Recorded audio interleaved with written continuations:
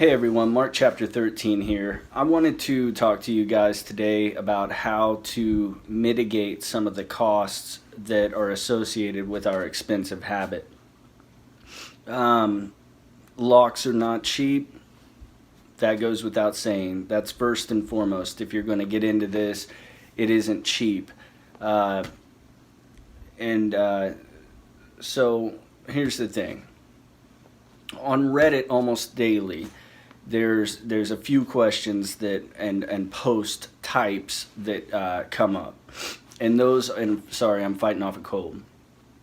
And those are, hey, I picked this Master 140 M3 first lock open. You have those.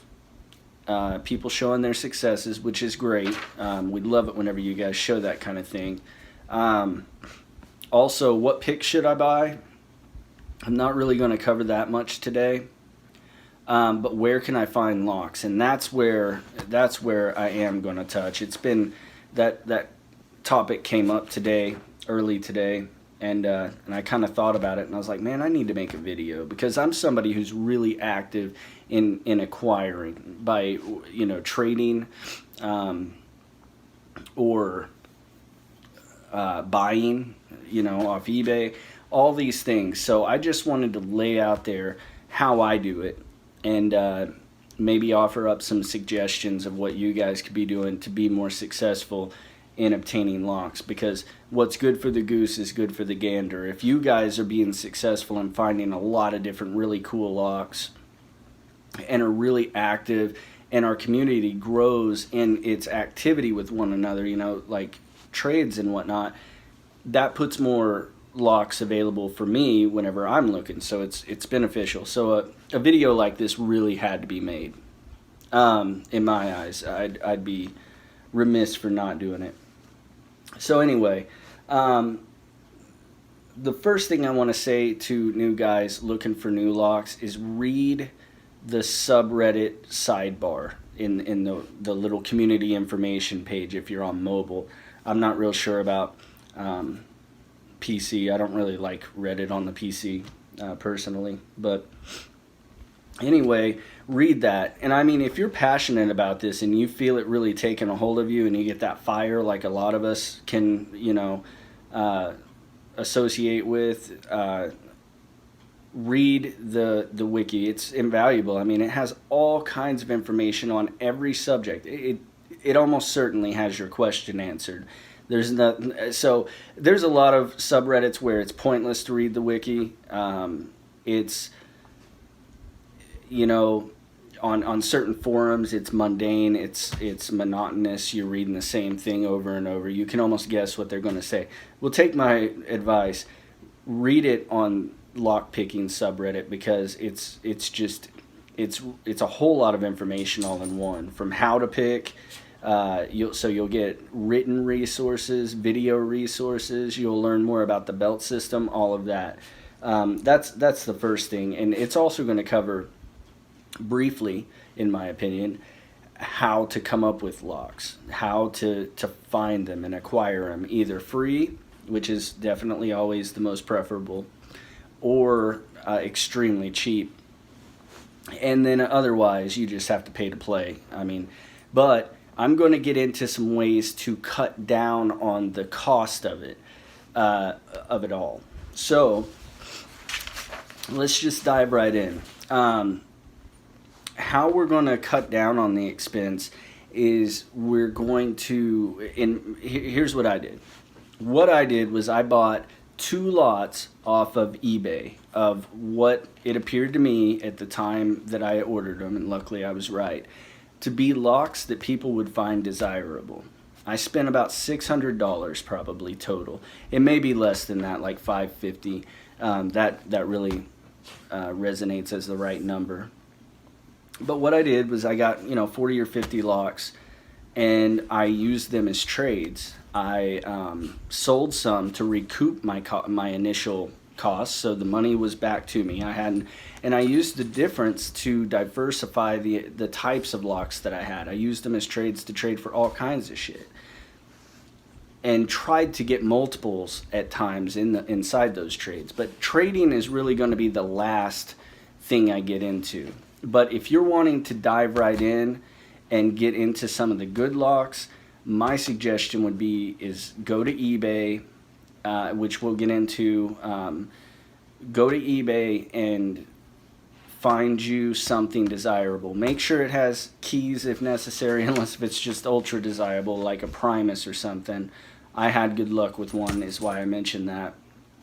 But know that, you know, keys always make a difference in terms of value to your prospective trader. So places that you can go. eBay I'm going to talk about first. Okay. eBay is the place to buy lots, so that can catapult you into trading for unique and good stuff. Finding lots means having good search terms. Good search terms, what I mean by that is knowing how to search for lots, and it's super easy. All you have to do is you have to type in like Schlage lot. That would be a pretty broad Schlage lot. You're going to come up with a key and knob, mortise cylinder, rim cylinder, padlocks out the ass. You're going to get a whole lot of information on what they've got available. If you'd like to refine your search, add Primus to that or add Everest to that. Everest is pretty good because you're still broad enough to get Everest Primus, which are a completely different lock if you didn't know. And another thing is on eBay is making offers. Make offers on stuff. If there's a make an offer button, try to get with some of us and we can help you understand, you know, the value you're getting. I wouldn't recommend going into it too blind. So do your research so you don't get ripped off. A lot of us, like me, I'm happy to do that. I talk locks all day with people and I want to see them get good deals because again, it is paid forward to me, you know, whenever I attempt to do trades with people, which again, I'll get into that as well. Make offers, you know, if you see something that's $100, try to find out a fair but low offer, an offer that would put you into it really good. So if a lock's worth $14, or well, let's use that as an example. If a lock's worth $14, try to buy it for $4. And I'm not saying to make a crazy offer, you know, don't be outrageous. But if they're selling a lot of locks, say 24 locks, and they've got them priced at $14 a piece, and that's retail, you might be surprised that they're just taking their chances. If they were to get an offer that was wholesale, which might put them at, say, $6, I won't go as dramatic as to say $4. That might cast the wrong impression. But, I mean, try to offer wholesale, and maybe you would be shocked that they are offering, or they would be willing to offer you or sell it to you rather at a wholesale price. It's worth a shot. And even when there's not a make an offer button, I still message or contact the seller and I offer a lower price either way. I mean, just through you know, a comment. That works too. For sure. Another thing is Google search. I'll get into Amazon here in a bit, but Google search, when you're not able to find it on eBay, Craigslist, or Amazon, which are kind of hubs for being able to shop, you've got everybody in a centralized location and are able to, you know, search broadly.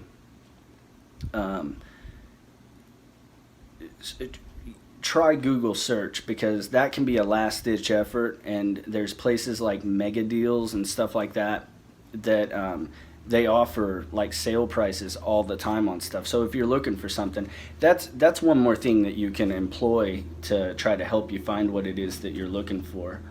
Craigslist is really good. Like, you guys probably understand how it works, but it's kind of regional, and you can look up search terms like locksmith. Just that. Sometimes in some areas, locksmiths advertise by that, so it'll be offering their service. But if you're willing to kind of dig through and sift through it all, you can definitely find some locks and unique ones. A big one is Safe Deposit Box. locks. I found a whole ton of them on Craigslist, and the guy was very, like, they were $5 a piece if I came and picked them up. So that means I don't have shipping.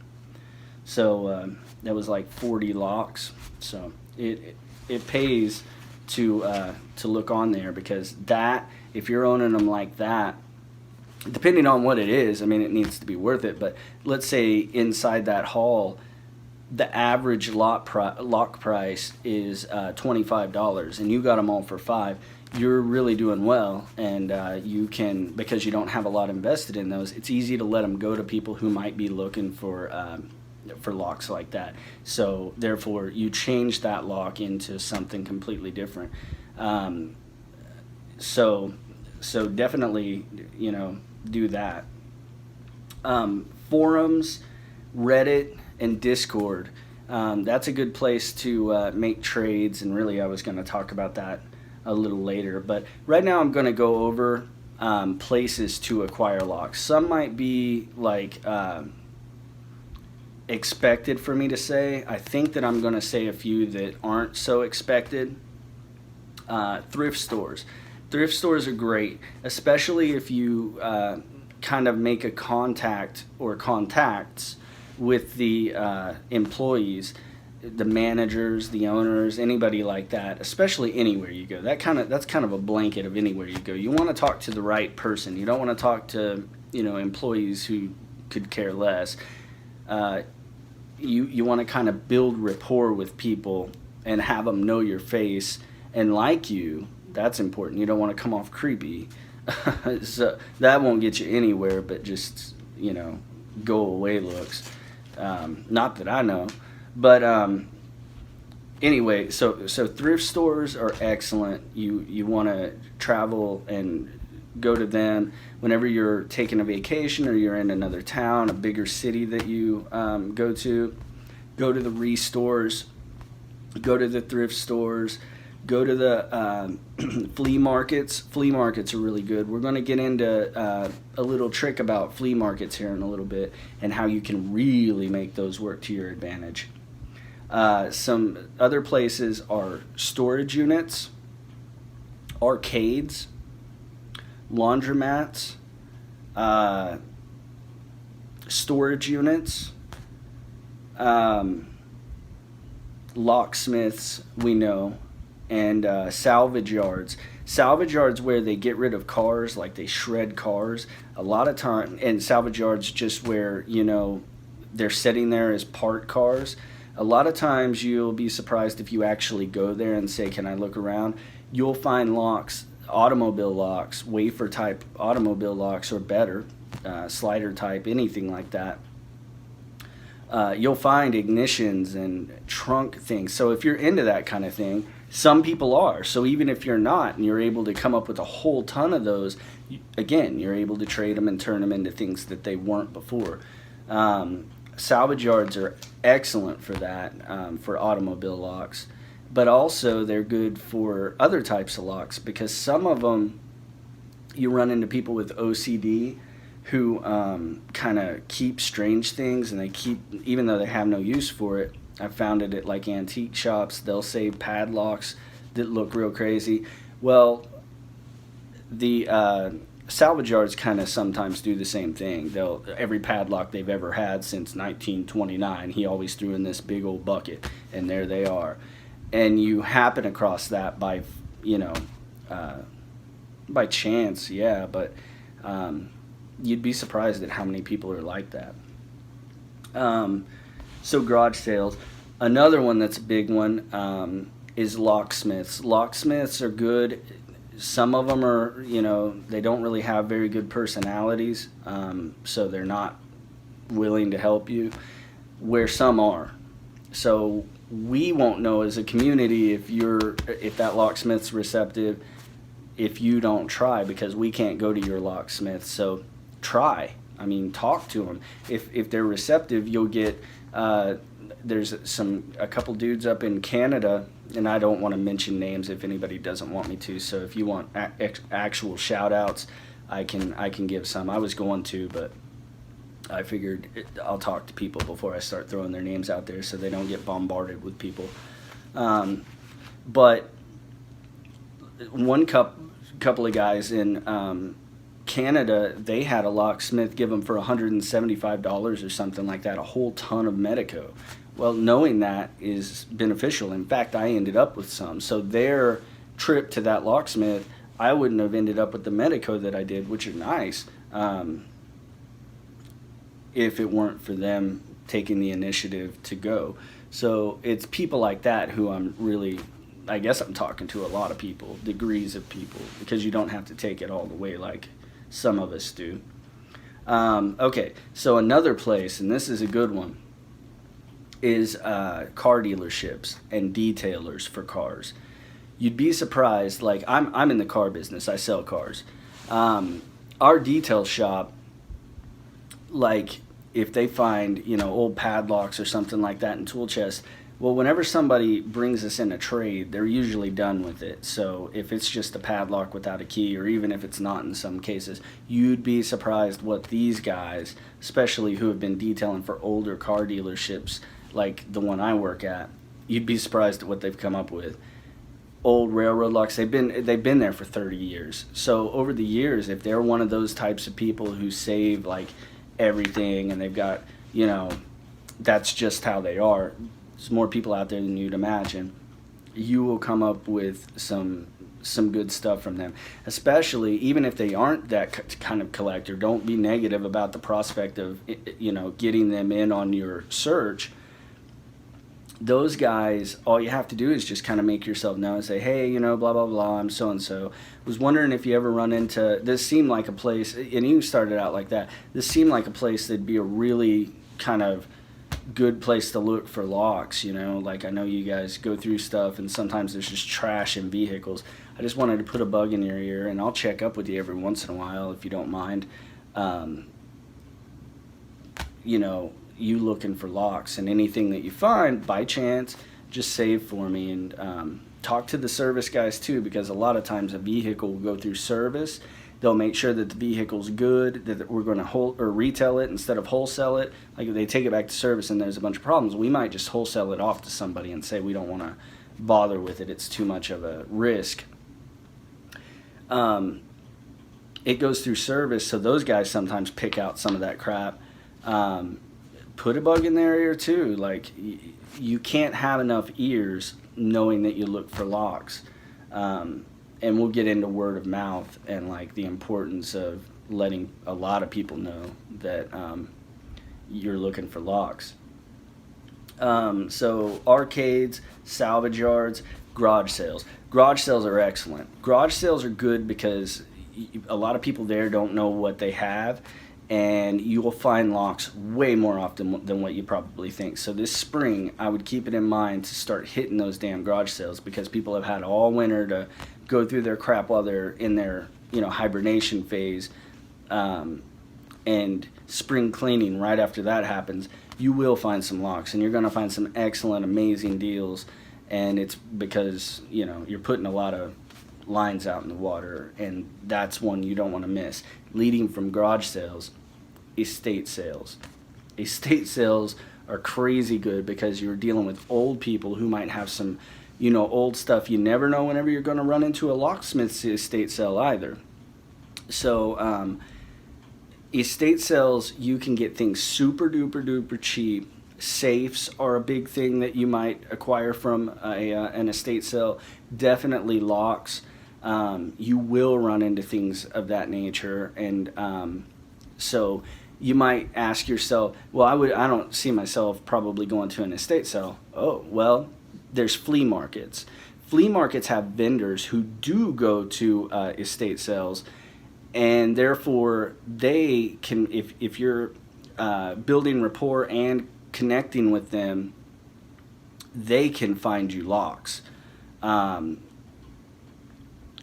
So they are your estate sale goer. So if you've got enough of these people who know that you are a lock looker for, you are going to get these people searching for you. And the more diligent you are about driving that home to them, which takes consistency on following up.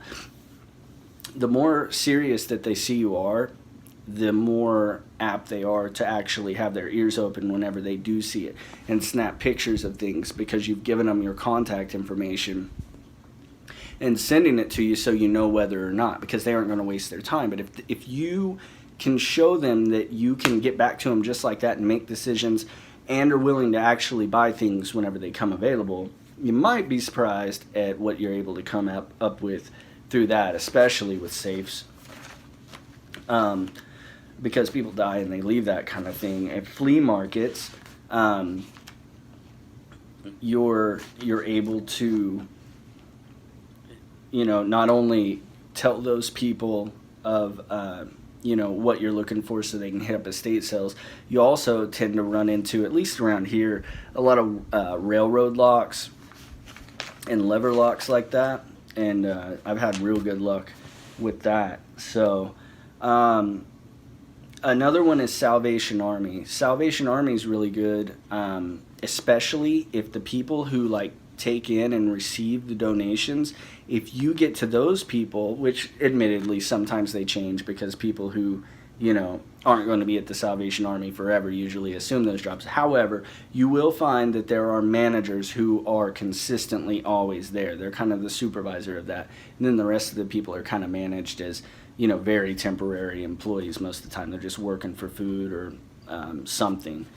But if you can connect with that guy who is, or lady, who is the intake person, like the management over that, you can definitely find some stuff, because people leave all kinds of stuff at the footsteps of those places, like Salvation Army. We've got women's shelters, one that's kind of like Salvation Army, but it goes straight to women's shelters. It's not YWCA, it's just another thing that's a local name. And there's several actually. So that is definitely a good place to look. I said laundromats.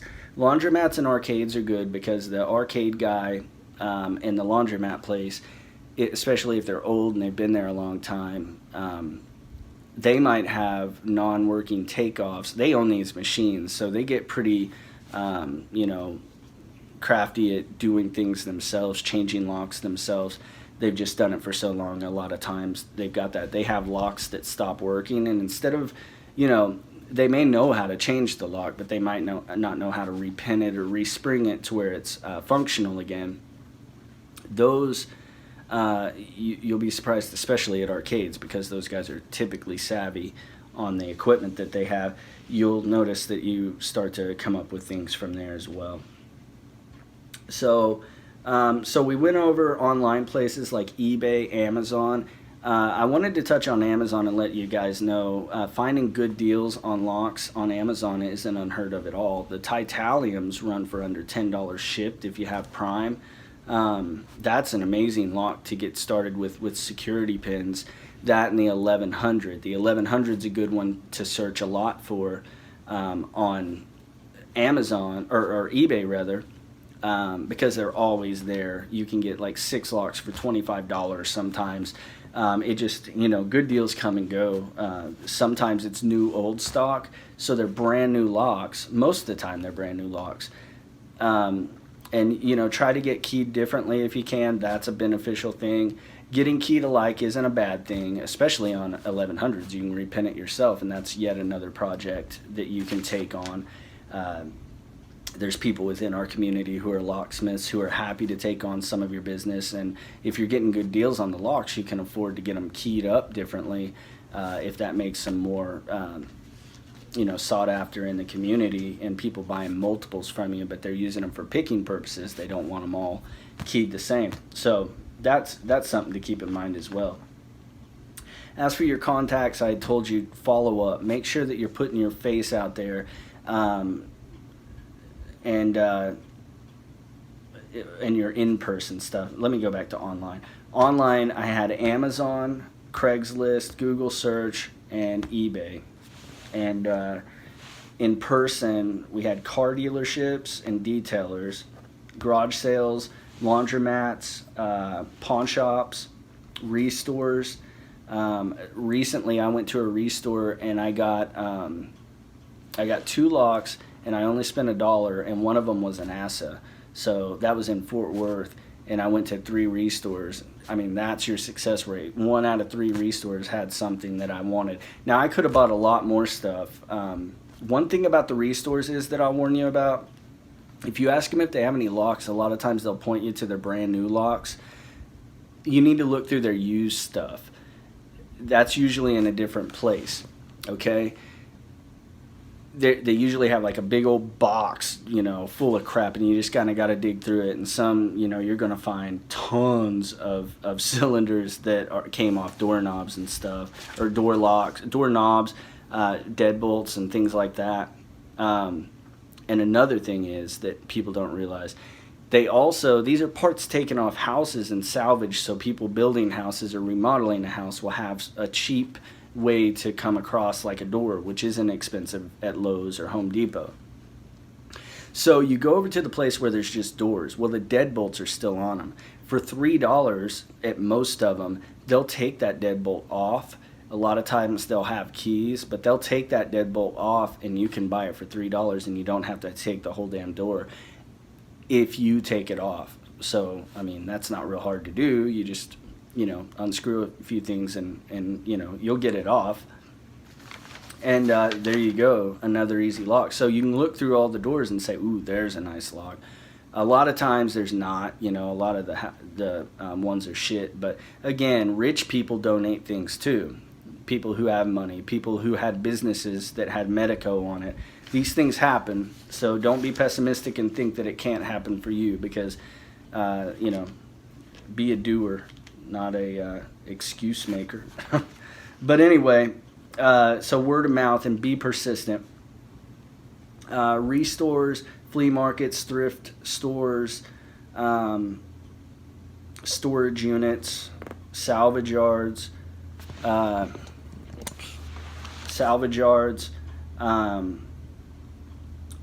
locksmiths. So yeah, we'll move on. Okay, so suggestions on eBay about lots I wanted to touch on. Schlage Primus was always good to me. American is always good. There is actually a user who is in cahoots somehow with a locksmith. I guess it might be his father-in-law, who has a whole ton of Emhart. I would like everybody to buy his Emhart. That way we've got a bunch of them out there. He's got, like, according to him, like 500. I mean, we need to buy those things from him. He's selling them, you know, at a very, in my opinion, a very reasonable price. You know, it's considering that they're a pretty rare lock. You know, what he quoted me, which I don't want to quote on here, was very reasonable. So, you know, be creative. That's the last I'll say about where to look, I think. But be creative. I mean, the places that I named, you know, some of them you might have seen as creative, maybe not. But I'm interested in what you have to say. So definitely in the comments of this video, please leave a, you know, anything that you have that you look, you know, the places that you look for locks. Make sure to get keys. Make sure you're using word of mouth. Tell everybody that you know about your hobby. I have a couple prison locks that I've got that I've posted as lock porn several times, and they're worth quite a bit, really. And I got them for $100, and that is needless to say. It's inarguable that that's a really good deal, and I wouldn't have got that if somebody wouldn't have been talking about me liking to pick locks. So somebody knowing, an ear that I fed full of my passion, because it's hard to get me to shut up about this, somebody who, a good friend of mine, told his girlfriend. Well, his girlfriend happened to be the granddaughter of a warden from a prison, and these locks came off of it. He happened to have them. And when he died, she got them, and she sold them to me for $100. She said she just didn't need them, and it was like 17 pounds worth of locks, 2 locks that together were that heavy. at at pawn shops and any of these places, here's a little hint, like a side note. I'm looking at kind of my notes here, and sorry if it's a little scattered, but all this information is important. I realize this video is getting long. At pawn shops and thrift stores and flea markets and stuff, never walk in and ask, do you have this? Because people who work at those places can sometimes be lazy, and they'll just tell you no, and then you'll leave, and they just want you gone because they want to go back to doing nothing, like they were before. So look around thoroughly and then ask. In the meantime, whenever you're doing that, try to build rapport with them. That way, future visits are a little more successful. Whenever you ask, show them what you found, and then explain to them, what you're trying to find. Build rapport with them. Talk to them about them. Get to know them. So, locks and your selfish desire for locks isn't the only thing in common that you have. You'll have more success if you build more rapport. And so talk to people and get to know them. And then you might even find that you leave your contact information, and they might text you or snap some kind of image of locks and send it to you, so you don't even have to make a trip. If your rapport building skills get good enough and your relationship with those people get good enough, you're going to have your situation and your hobby working for you, instead of you having to show up so many places all the time. I mean, I get texts from people all the time saying, I got some more locks, swing by whenever you want. And follow up with those people big time. This is all about planting seeds. And the more seeds that you plant, the more plants you're going to have grow. You'll have a fail rate. You'll have, a success rate and a fail rate, and your fail rate will be pretty high. I'll admit it to you. I mean, if you're actively moving like I do, you're going to see that you come up empty-handed a whole lot. Well, when you don't, that's the times that the people who might say, God, I mean, you sure come up empty-handed a lot. That's whenever they go, oh wow, man, you really hit it that time. Well, that's good. Like, I went to a place. It was like a thrift store, flea market type place, owned by one person though, as opposed to vendors. And I have a post on Imgur about this. It's like a whole lot of stuff. I came up with a whole ton of stuff. And just quickly, I went there, I looked around, I found a bunch of locks, and I was like, wow, I hit the mother lode. Then I went up excited about that, and I told the person who was the head of that department, and I was like, wow, I found all this stuff. And he goes, oh yeah, check this out. And he had 3 key cutters. Okay, wasn't expecting that. That was because they cut keys at this place, and it's a family-owned place. They had all these 3 key cutters, a bunch of pinning kits, more locks in the back. All of this stuff was in the back, and that's a place that I follow up with often, and I find new stuff all the time. I wouldn't have known if I hadn't have asked. So look around first, then state what you found, be excited about that, and this person's going to remember that, because most of their day sucks because they're in a department store working, and that would suck. So people like to talk about themselves and be friendly. People like to help people when they feel like it's not completely selfish. So make connections with these people and try to have them share in the enjoyment, or the excitement of it. Be a friendly face to them, and don't be quiet or off-putting. Go and look around and actually buy things too. Don't just go there and not. But give them a reason to think that it's okay that you're there. And set expectations of your return. Let them know that, here's what I do, here's why I do it, I come back, you'll get to know my face, I'll follow up and see if you set their expectations that you'll be back. That way, whenever you are back, you're making good on your promise, even though it was a promise that yielded them nothing but your presence. And it also it creates like a scheduled thing. Treat it like a business almost, I guess. It may be coming off like that. But businesses, if you leave them a card, will oftentimes be able to snap a picture of it, and you know if you're into it or not, and you can make those contacts far away. A picture can come to you super quick. So if you visit different pawn shops in your region and kind of map it out, if you make a round every once in a while, if you've got time, or call, you might be surprised that you're working a big network of people, and that can definitely make you, the more ears the better. So I'm pretty close to being done.